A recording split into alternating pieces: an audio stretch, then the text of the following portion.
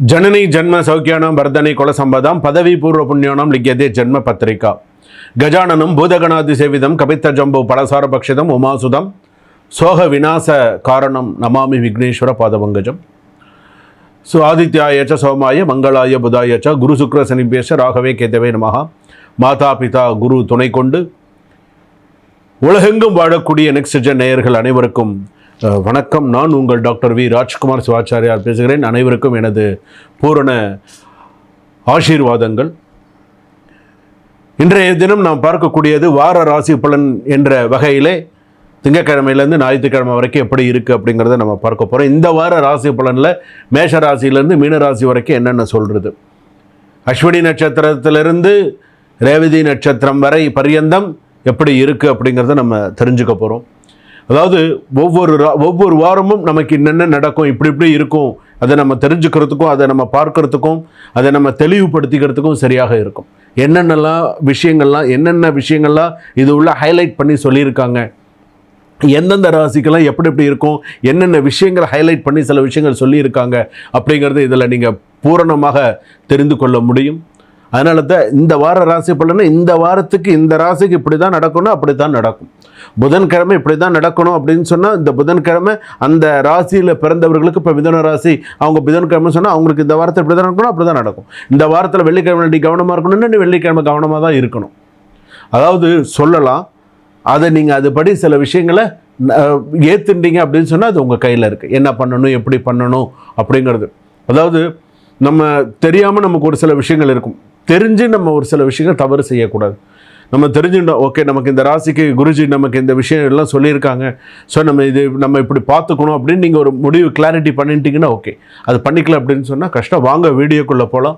மேஷ ராசியிலேருந்து மீன ராசி வரையில் எந்தெந்த ராசிக்கு எப்படி இருக்குங்கிறதெல்லாம் ஹைலைட் பண்ணி நான் சொல்கிறேன், பரிகாரங்களோடு சொல்கிறேன். வாங்க வீடியோக்குள்ளே போகலாம். கடைசி வரைக்கும் ஸ்கிப் பண்ணாமல் பாருங்கள். கடகராசி நேயர்களே, திங்கக்கிழமையிலேருந்து ஞாயிற்றுக்கிழமை வரைக்கும் உங்களுக்கு எப்படி இருக்குது? பொதுவாகவே இந்த வாரத்தில் உங்கள் கண்ணீரை துடைக்கும் வாரம். நீங்கள் மனசங்கடப்பட்டு கொஞ்சம் ஒரு இதாக இருக்கீங்கன்னு வச்சுக்கோங்களேன், அந்த கண்ணீர் துடைக்க யாராவது ஒருத்தர் வருவாங்க. கவலைப்படாத, நான் இருக்கேன், நீ கவலைப்படாத, ஏதாவது நல்ல விஷயம் நடக்கும் அப்படின்னு.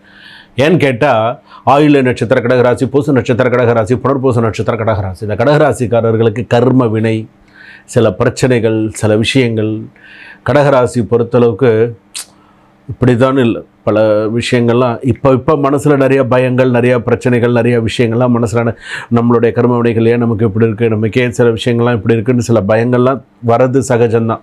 ஆனால் சில நேரத்தில் தன்னை அறியாமல் கண் கலங்கும். சில பேருக்கு தன்னை அறியாமல் சில பேருக்கு கண் கலங்கும். சில பேர் அந்த மன வருத்தப்படுவாங்க, என்னப்பா இது. அது யாராக இருக்கட்டுமேங்க, பணக்காரர்களாக இருந்தால் என்ன, நடுத்தர மக்களாக இருந்தாலும் என்ன, சாதாரணப்பட்டவர்களாக இருந்தால் என்ன.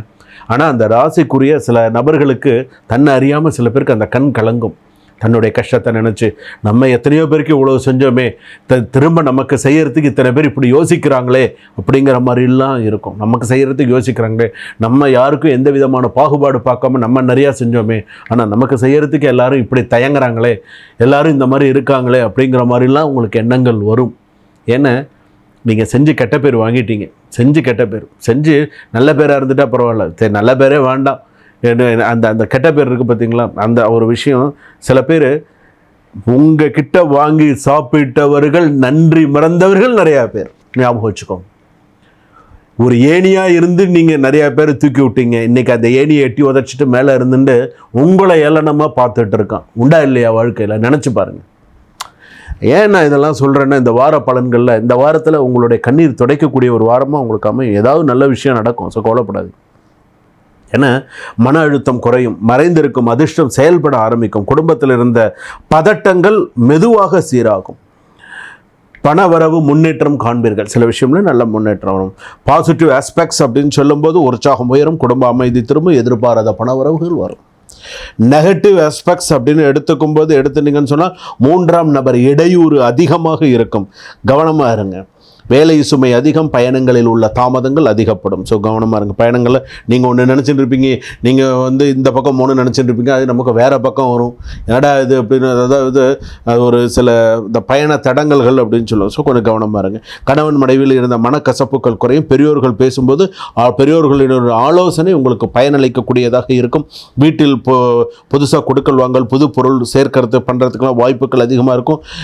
லைஃப் வந்து பார்த்திங்கன்னா நல்ல மென்மையாக ஸ்மூத்தாக ஓரளவுக்கு அப்படியே கொண்டு போயிட்டு இருக்கும். ஸோ ஸ்மூத்தாக போகிறதுக்கான வாய்ப்புகள் இருக்கும்.